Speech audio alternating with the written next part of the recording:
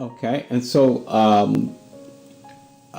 you go to school. So what your first elementary school? What was the name of it? Okay, my educational background started at Drew Park.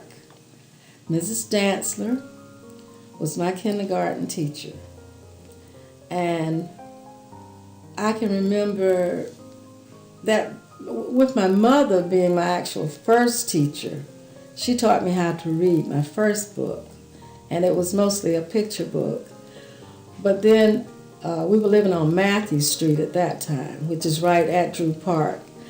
And then I went to kindergarten, and Miss Dantzler used to really give us lots of books to read.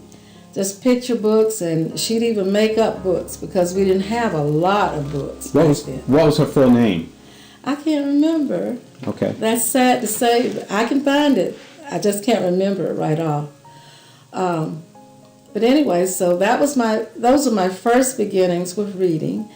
And then because of my age, being a day late in the deadline for turning 6, I had to stay out of school a whole year because the law said I had to be 6 before November 1st. And so I was sitting at home with my great-grandmother and another teacher in the neighborhood, which might account for the fact that I became a teacher finally. Another teacher by the name of Mrs. Hunter was a first grade teacher at Carver Elementary, and she had heard about my story that I was sitting at home, I could read, but that I didn't really have books to read. And so she would bring me books from Carver Elementary. She would just bring stacks of books and say, you read them, and when you finish, you just bring them to my house, and I'll give you some more.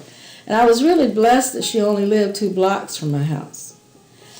So therefore, I would read books, and my mother would let me take them back to her house, and she would give me paper to practice my letters and give me more books.